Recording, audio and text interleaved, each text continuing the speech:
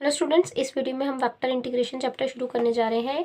Chapter जो है वो बिल्कुल डिफरेंशिएशन का ही रिवर्स प्रोसेस जो है वो वेक्टर इंटीग्रेशन है। वेक्टर डिफरेंशिएशन का रिवर्स प्रोसेस है वेक्टर इंटीग्रेशन।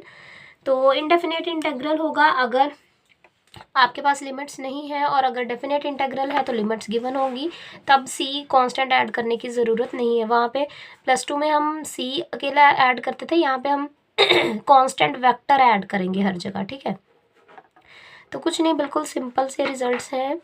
ये 7 के 7 रिजल्ट आपके काम आएंगे। इसमें से ये 4 पहले, ये भी 5th वाला भी वेरी इंपॉर्टेंट, ये 3rd 4th, और ये तो आप यूज़ करेंगे। ये सिंपल है। देखो, जब हम डिफरेंशिएशन में करते थे, फर्स्ट और सेकंड फंक्शन की डिफरेंशिएशन करते थे u इंटू वी में, तो वो ऐसे ही होती थी। फर्स्ट की differentiation second as it is plus डाल के first as it is second की डिफरेंशिएशन। तो अब वही डिफरेंशिएशन वाला ही रिजल्ट है। दोनों तरफ इंटीग्रेशन डालेंगे तो डिफरेंशिएशन कैंसिल आउट होगी इधर से, और इधर इंटीग्रेशन लग गया है ना। तो यही रिजल्ट्स ऑपोजिट बन गए बिल्कुल उसी के, है ना।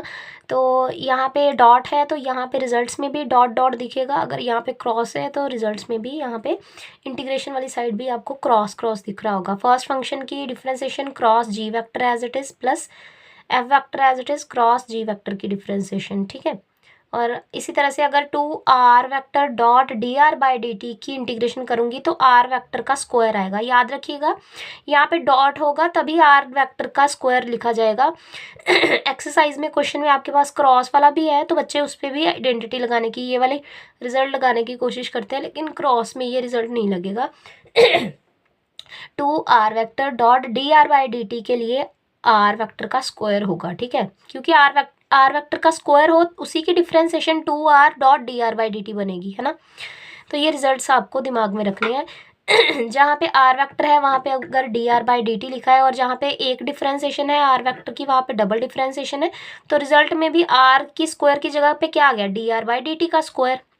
ठीक है, तो 13th में ये बताया था मैंने कि 13 चैप्टर जो है वो उसमें ABC एक्सरसाइज तो इम्पॉर्टेंट है ही है, लेकिन डी एक्सरसाइज आपकी मोस्ट इंपॉर्टेंट रहेगी 13 चैप्टर में। ठीक है, क्योंकि ये बेस होगी 14 चैप्टर का। 14 चैप्टर अपने आप में कुछ नहीं है, सिर्फ 13 चैप्टर की डी एक्सरसाइज ही आगे बेस बनेगी इसका आगे। अगर हम r vector cross double differentiation of D square r/dt square दोनों का क्रॉस करते हैं तो इसके इक्वल आएगा। ऐसा इसीलिए है क्योंकि अगर मैं इसकी डिफरेंशिएशन करके दिखाऊँ आपको, ये रिजल्ट आपने याद रखना है, यूज़ होगा आपका। ठीक है, r vector cross double differentiation का इंटीग्रेशन किसके इक्वल है, r वेक्टर क्रॉस, और इसकी एक सिंगल इंटीग्रेशन करके लिखिए। डबल डिफरेंशिएशन से सिंगल डिफरेंशिएशन लिखिए, इसका मतलब डबल की इंटीग्रेशन कर रखी है यहाँ पे, है ना। तो ये रिजल्ट ऐसा क्यों बना है, तो आप सिंपल सा इसकी डिफरेंशिएशन करके देखो। अगर d/dt करो किसकी, r वेक्टर क्रॉस dr/dt की, है ना, तो फर्स्ट फंक्शन की यहाँ पे फर्स्ट फंक्शन जो है इसकी डिफरेंशिएशन होगी।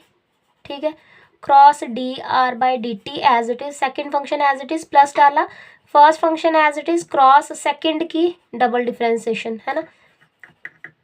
इसकी हो गई डबल डिफरेंशिएशन, मतलब इसकी डिफरेंशिएशन मैंने दोबारा से की। ठीक है, ये देखो, अब मैंने दोनों तरफ सेम वेक्टर की सेम के साथ क्रॉस प्रोडक्ट 0 होती है, तो इसीलिए ये पूरी क्वांटिटी हमारी 0 हो गई। दोनों तरफ इंटीग्रेशन लगाने से डिफरेंशिएशन इंटीग्रेशन कैंसिल, तो इसकी इंटीग्रेशन इसके बराबर आ रही है, मतलब यहाँ इसका जो इंटीग्रेशन करेंगे तो वो इसके इक्वल होगा, मतलब इसके इक्वल होगा। ठीक है, तो इसी तरह से अगला भी रिजल्ट देख लो। a क्रॉस dr/dt की इंटीग्रेशन a क्रॉस अकेले r की इंटीग्रेशन कर रखी है। ठीक है ना, मतलब dr/dt की integration that is r vector.